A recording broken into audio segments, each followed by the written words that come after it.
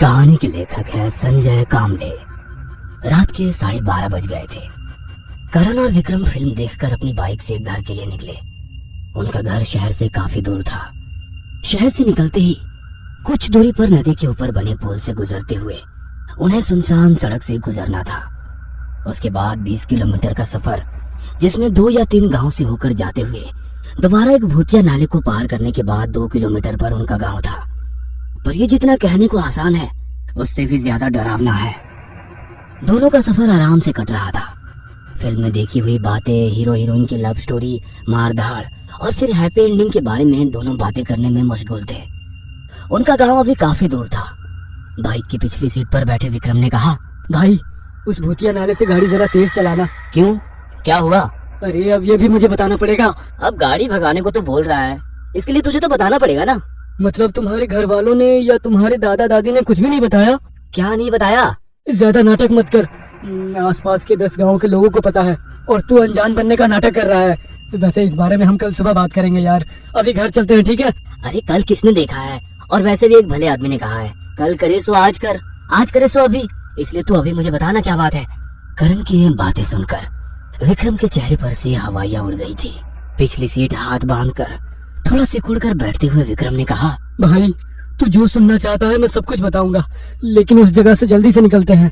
करण ने विक्रम के चेहरे पर फैले डर को देखकर कहा, अबे साले, तुझे क्या लगता है मुझे कुछ भी नहीं पता? अबे मेरी माँ ने बताया था, भूतिया नाले के पास खड़े उस बरगद की पानी में उतरी टहनियों के बीच वो चुड़ैल रहती है। बस मैं तेरे मुंह से सुनना चाहता था। और एक बात, ये सारी बातें बकवास है यार, क्योंकि मैं आज तक इतनी दफा यहाँ से गुजरा हूँ, लेकिन मुझे आज तक कोई चुड़ैल नहीं दिखी। अरे भाई नहीं दिखती तो अच्छा ही है ना, बस आज भी ना दिखे ये कामना करते हुए वहाँ से तेजी से निकलते हैं, क्योंकि आज अमावस है और आज वो शिकार करने बाहर निकलती है। अमावस की रात होते ही अपने असल रूप में आते हैं और वो चेटकिन उसका खून पीकर उसको खत्म कर देती है। दोनों बात करते करते भूतिया नाले से कुछ ही दूरी पर पहुंच गए थे। नाले के नजदीक खड़ा बरगद का पेड़ दूर से भी काफी विशाल दिखाई दे रहा था। उस बरगद के पेड़ की तरफ देखते हुए करण ने कहा, अच्छा उसका असली रूप तूने देखा है? मतलब तूने खुद कभी अनुभव किया है क्या? मतलब पिछली अमावस को मैं अपने खेत की तरफ जा रहा था।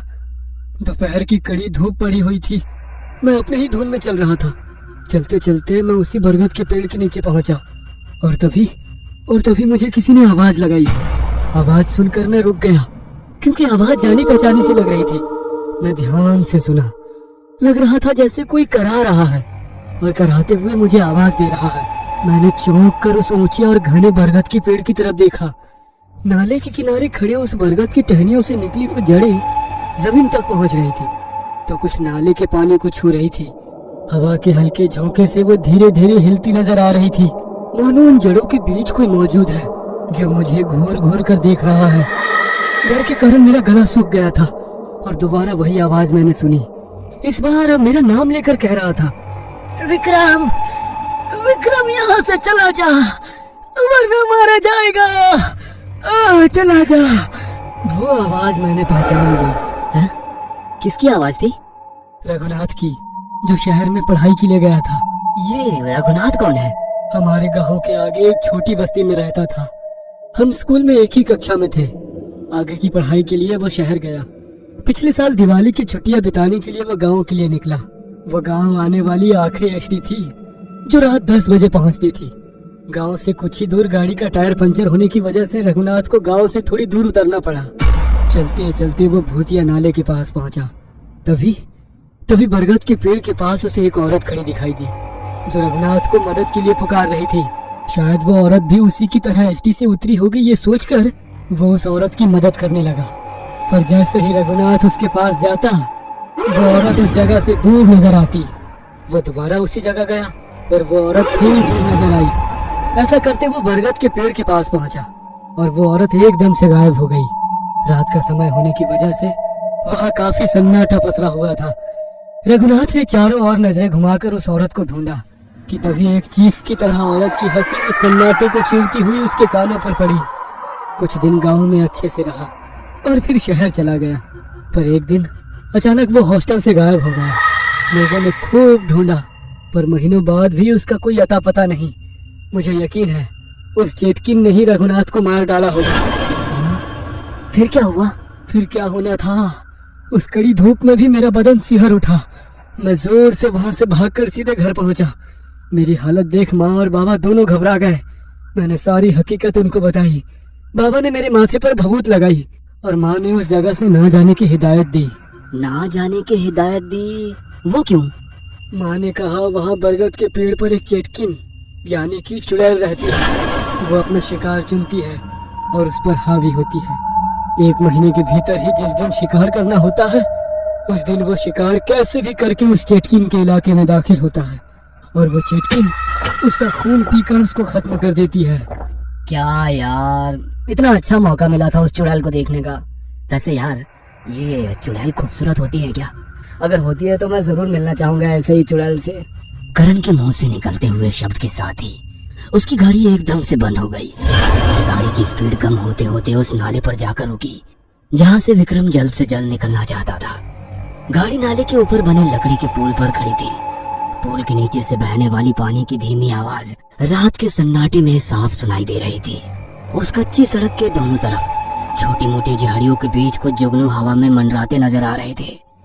पिछली सीट पर बैठे विक्रम ने करण से कहा, भाई जल्दी से गाड़ी शुरू कर, मुझे बहुत डर लग रहा है। विक्रम की डरी सहमी आवाज सुनकर करण ने कहा, अरे शुरू तो कर रहा हूँ, पता नहीं क्या हुआ है, पेट्रोल भी है, अचानक इसे क्या हो गया है, लगता है ये भी चुड़ैल से मिलना चाहती है। इतना कहकर करण ठहाके मार के हंसने लगा कि तभी विक्रम डरी सहमी आवाज में बोला, भाई तूने वो आवाज सुनी? किसकी आवाज? और दोनों चुपचाप उस आवाज को सुनने की कोशिश करने लगे। रात के उस गहरे सन्नाटे में से आवाज आ रही थी, एक अजीब सी आवाज, लकड़ी को नाखून से कुरेदने की आवाज। पर वो आवाज कहां से आ रही है ये दोनों को भी समझ नहीं आ रहा था। अब वो आवाज धीरे धीरे तेज होने लगी। डर के कारण विक्रम का तो गला सूख गया था। तभी ना चाहते हुए भी विक्रम की नजर नाले के किनारे कुछ दूरी पर खड़े उस बरगद के पेड़ पर गई। वह बड़ा सा वृक्ष रात के अंधेरे में किसी राक्षस की तरह लग रहा था। उसने झट से अपनी नजरें उस पेड़ पर से हटाई और सामने सड़क की ओर देखा, पर सामने वाला नजारा देखकर सन्न रह गया। वो अकेला उस पुल के ऊपर खड़ा था। ना करण वहां पर था, ना उसकी वहां पर बाइक थी। डर के कारण उसकी आवाज उसके गले के अंदर ही अटक कर रह गई। उसे पता था कि अब वो उस चुड़ैल के चंगुल में फंस चुका है और यहाँ से निकलने का कोई रास्ता नहीं है। उसने मन में ठान लिया कि वो गांव जाने वाली उस सड़क पर तेजी से दौड़ते हुए निकलेगा। तभी उसे किसी के घसीटने की आवाज आने लगी। डर के कारण उसने अपनी आंखें बंद कर ली और हिम्मत जुटाई। अब बगैर पीछे मुड़े वो वहां से भागने वाला था। उसने आंखें खोली और सामने सुनसान पड़ी उस सड़क पर नजरें पड़ते ही उसकी धड़कन ही रुक गई। कोई पुल के दूसरे छोर पर खड़ा नजर आ रहा था। उसने ध्यान से देखा, वो एक औरत थी। काली साड़ी पहने वो औरत बरगद के पेड़ को ही देख रही थी। लग रहा था उस पेड़ को देखकर वो मन ही मन खुश हो रही थी। उसके खुले बाल हवा में लहरा रहे थे जो काफी लंबे दिख रहे थे। और अगले ही पल उस औरत ने विक्रम की ओर देखा।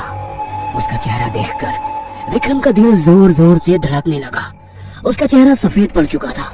बिल्ली की तरह लाल आंखें विक्रम के ऊपर ही टिकी हुई थी और उसके हाथ इंसान की तरह नहीं थे, बल्कि किसी जहरीले सांप की तरह लहरा रहे थे। रात के गहरे सन्नाटे में विक्रम को अपने दिल की धड़कनें साफ साफ सुनाई दे रही थी। विक्रम की डरी सहमी नजरें उस चुड़ैल पर ही टिकी थी कि तभी झट से उस चुड़ैल ने विक्रम पर हमला किया और सब कुछ शांत हो गया।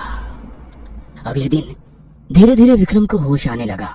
आंखें खुलने का नाम ही नहीं ले रही थी, पर कानों पर पंछियों की चहल पहल सुनाई दे रही थी। साथ ही कुछ लोगों की भी आवाज आई जो आपस में बात कर रहे थे। तभी उसे एक जानी पहचानी आवाज सुनाई दी। उसने धीरे धीरे आंखें खोली। सब कुछ अजीब सा नजर आ रहा था।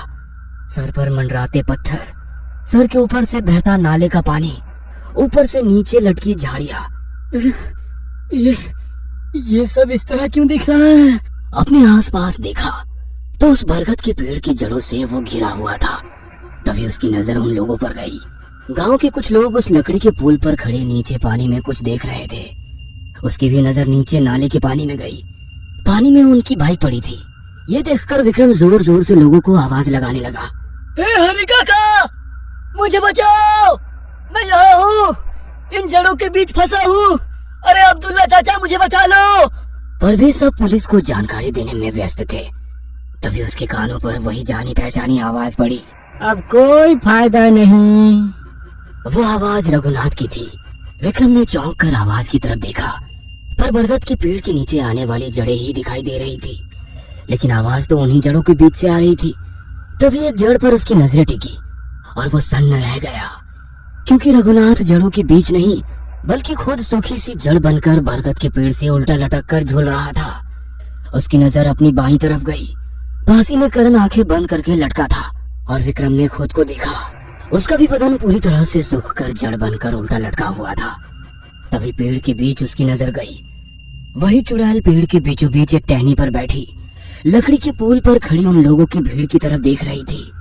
शायद उसने अपना अगला शिकार चुन लिया। ये कहानी आपको अच्छी लगी हो तो हमें सब्सक्राइब करें, हमारा इंस्टाग्राम और फेसबुक पेज जरूर फॉलो करें। और हाँ दोस्तों, सब्सक्राइब करना भूलना मत।